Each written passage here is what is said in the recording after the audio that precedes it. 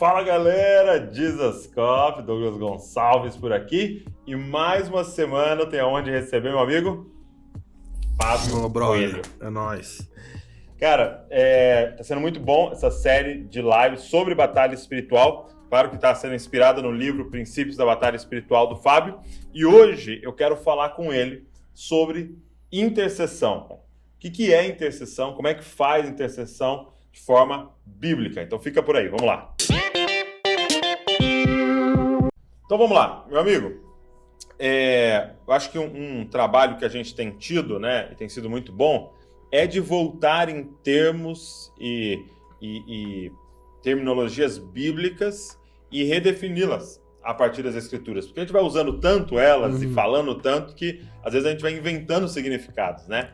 O que é intercessão? E como eu, como crente, como discípulo de Jesus, posso fazer intercessão? Legal, excelente. Então, a primeira coisa que vale salientar é que a intercessão é um serviço integralmente sacerdotal. Ok. Então, todo o reino de sacerdotes, ele pode e deve servir na prática da intercessão. Então, isso é muito importante. Então, só para ver se eu entendi, não é um ministério só de alguns da igreja? Sim. É uma prática de sacerdotes. E se somos sacerdotes... Somos todos sacerdotes. Então, nós podemos e devemos interceder. Então, e baseado nisso, tem dois aspectos da intercessão que eu acredito que a Bíblia aborda, que eu acho que são muito interessantes a gente conversar. Okay. O primeiro aspecto que eu queria pontuar é o aspecto da representatividade, que no que se refere à batalha, a intercessão não é uma batalha contra o diabo. É uma batalha em prol de pessoas. Uau, entendi. Então, interceder não é eu vou interceder, então eu vou ficando, cai demônio, cai capeta, cai Exu. Então, não é isso. Sim. É uma briga por pessoas. Então, eu me apresento diante de Deus para lutar por pessoas, cidades, lugares. Então, verdade, toda vez que você vê Moisés intercedendo, você vê Daniel intercedendo, eles estão falando das pessoas, do povo, né?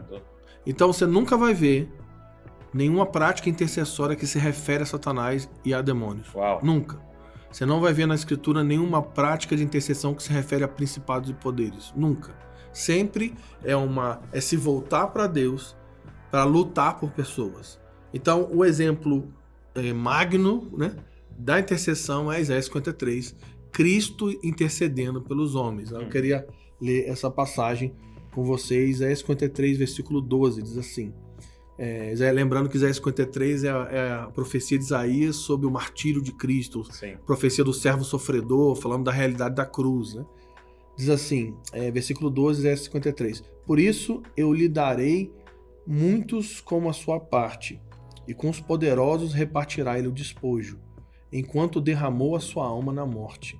Foi contado com os transgressores, contudo levou sobre si o pecado de muitos, e pelos transgressores intercedeu. Então, o que foi a obra da cruz? A obra da cruz foi uma obra intercessória, uma obra sacerdotal. Okay. Então, Cristo se posiciona diante de Deus para interceder pelos homens. Em favor dos homens. Exatamente. Então, o que ele faz? Em favor dos transgressores. Exatamente. A ira de Deus estava apontada para a humanidade, porque a Bíblia diz que nós éramos filhos da ira, merecedores da ira. O que Cristo faz? Ele entra na frente. Meu Deus. Ele entra na frente e a Bíblia diz que os nossos pecados, as nossas mazelas, as nossas dores vieram sobre ele. E pelas suas pisaduras, as suas feridas, nós fomos sarados. Então, quando ele ora, né? Pai, perdoa-nos, porque eles não sabem o que fazem, é muito mais intenso e poderoso do que apenas perdoa esses romanos aqui que estão fazendo esse negócio aqui, porque eles não estão sabendo. É a humanidade. Não, é uma posição intercessória pela humanidade. Então, interceder é se colocar entre Deus e pessoas. Outro exemplo clássico lá, em Gênesis 18, quando a Bíblia diz que o Senhor está indo para destruir Sodoma e Gomorra, ele passa na casa de Abraão, porque a gente sabe, né, a Bíblia diz que Abraão era amigo de Deus. Olha que doido. E Deus passa para almoçar com Abraão. Então ele passa, senta à mesa, come, lembrando que Deus comeu. Então fica aí. Fica só esperando aberto só aí. Fica aí. Então Deus comeu com Abraão, sentou na mesa, comeu um novilho, né? Tava com fome. Aí beleza. Aí quando acaba aquela confraternização de amigos, porque Abraão era amigo de Deus, ele está indo em direção de Sodoma e Gomorra para destruir. E aí ele fala assim: eu vou ocultar de Abraão alguma coisa do que eu vou fazer? Aí ele revela o coração dele para Abraão. E Abraão, o que ele faz? Ele começa a interceder pelos justos, por pessoas que estavam em Sodoma e Gomorra. Talvez 2 grandes exemplos de intercessores, né? Foi Moisés e Samuel, né? Porque eu tô lendo Jeremias e Deus fala assim: Jeremias, não intercede por esse povo. Aí ele fala assim no começo de um dos capítulos, nem se Moisés ou Samuel interceder. Ou se fala, então ele tá dizendo que os caras tinham um peso de intercessão gigantesco. E a impressão que eu tenho é assim: Jeremias, não intercede, porque tem muito poder interceder. Não abre a boca para falar isso, porque eu sei quanto poder tem se alguém abrir a boca para interceder por uma família, por uma cidade, por uma nação. Né? E interceder é mais do que buscar um objetivo, mas é experimentar um relacionamento de amizade com Deus. Deus, você conhece o seu Deus, você conhece o seu coração, Deus revela o seu coração, e por meio desse relacionamento você tem autoridade, você tem autorização para se apresentar diante da presença de Deus, para orar e intervir por pessoas. A palavra hebraica, né, para intercessão paga, né, que é colidir violentamente, que é você se apresenta diante de Deus. É uma posição violenta. Né? Muito bom. Então, em favor de pessoas. Então Pai, tem misericórdia de pessoas. Pai, intervém. Então, a primeira coisa é representatividade. Legal. E o segundo ponto, não menos brutal, é o princípio da entrevista. E aí a gente vai para o Novo Testamento. Lá em 1 Timóteo 2:1, Paulo ele dá uma ordem, né? Paulo era brabo. Ele fala assim: antes de tudo, antes de qualquer coisa, pois exorto, ele não está pedindo não, né? Ele tá exortando. Pois exorto que se use a prática de súplicas, orações, intercessões, ações de graças em favor de todos os homens. Essa palavra intercessão no grego é enteoxis, que significa entrevista. Então aqui, qual é o conteúdo da intercessão? Eu me relaciono com o meu Deus e eu vou entrevistar o coração de Deus para saber o que Ele deseja fazer no mundo. Então eu começo a orar aquilo que Deus deseja fazer no mundo. Então uma entrevista com Deus. Então, de novo, intercessão, mais uma vez, não é uma oração nunca dirigida a Satanás, é sempre uma luta por pessoas e uma luta pelo propósito de Deus na humanidade. Entendi. Então é orar para que Deus, para que aquilo que Ele disse que vai fazer aconteça.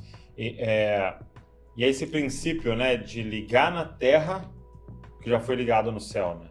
É descobrir o que o céu quer ligar para que a gente possa aqui, então, declarar a vontade do Pai, né? Alinhar a vontade do Pai, né?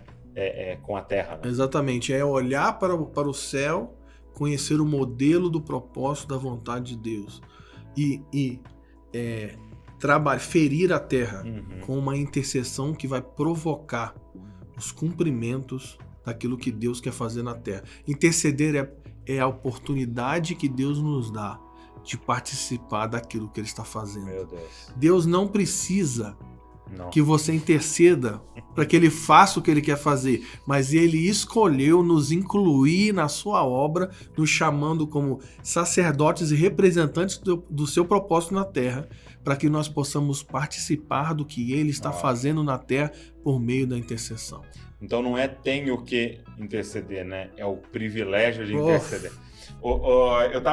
Eu confesso que isso era uma dúvida para mim, né? Essa questão do é a vontade de Deus, por que ele tá esperando eu orar? Se ele quer fazer, se ele vai fazer, se, né, é vontade dele. E, cara, um dia eu olhando para os meus filhos, eu entendi. Porque quando eu chego no quarto do Davi, tá bagunçado o quarto do Davi, eu tenho o poder de, em 5 minutos, arrumar tudo. Só que eu não arrumo. Eu chamo ele e falo, Davi, o que você tá vendo aqui? Porque o resultado final do meu sucesso não é o quarto arrumado. Mas é o Davi amando a ordem. Isso. Então eu comecei a entender por que ele espera, não faz a vontade dele sem a gente interceder e orar. Porque o sucesso nem é o resultado da intercessão, mas eu querer o que ele quer, né? Participar disso. Cara, isso é muito poderoso. E eu começar a ver como ele vê. Eu chamar de injustiça o que ele chama de injustiça e chamar de justiça o que ele chama de justiça. Eu começo a ser transformado, puxando de sardinha agora, né? Uma cópia de Cristo.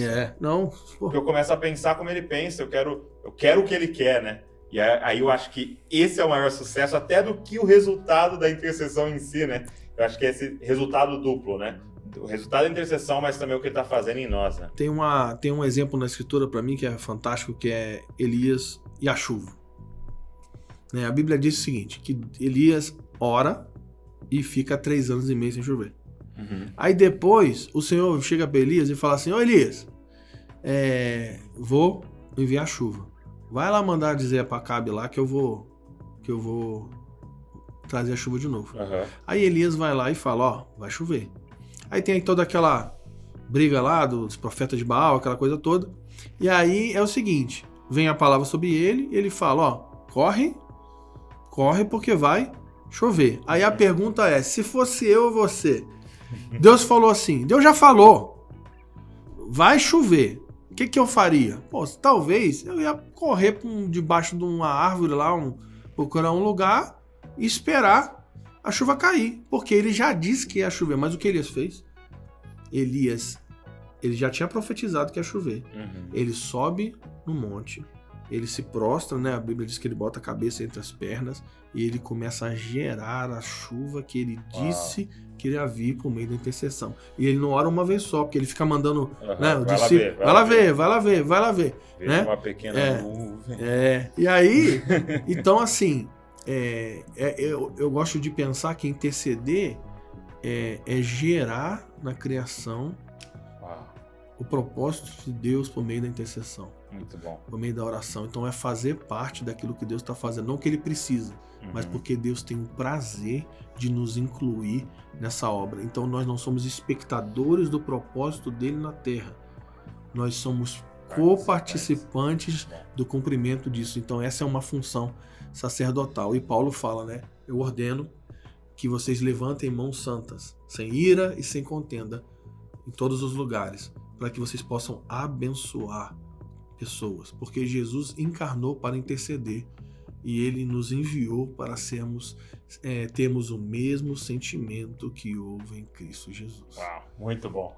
E isso faz parte, tudo isso que a gente está conversando, não sei se você está queimando aí, seu coração está queimando como o meu, mas faz parte do livro do Fábio, que a gente está tendo a honra de lançar aqui no Desascope, Princípios da Batalha Espiritual. 12 verdades de como vencer em Cristo o Deus dessa era. Cara, se tem um tema que a gente precisa pensar e analisar biblicamente, é o tema da batalha espiritual. Então a gente quer falar de intercessão, quer falar de demônios, dessa batalha mesmo no espírito, como tudo isso começou, como ela é vencida e os princípios disso. Então você vai ser muito abençoado, como a gente foi abençoado aqui. Tive a honra de ler os manuscritos antes de ser lançado e ficou um trabalho excepcional. Eu tenho certeza que vai te abençoar. Vou deixar o link na descrição. Pede o seu, a gente envia aí na sua casa e depois eu quero que você mande pra gente um feedback do que Deus ministrou ao seu coração. Obrigado pela honra, meu amigo, de poder lançar juntos isso daqui e de ter você aqui no nosso canal. Valeu, brother. E olha só, se você foi abençoado, faz o seguinte, deixa um comentário aqui do que Deus ministrou ao seu coração, dá um feedback pra gente. Também curte esse vídeo, se inscreve no canal. Sabe o que você pode fazer? Tira um print da tela, coloca lá no Instagram e marca a gente, que a gente pode repostar você lá. e também manda esse link para todo mundo, que mais pessoas sejam abençoadas. Deus abençoe você, não se esqueça, você é uma cópia de Jesus.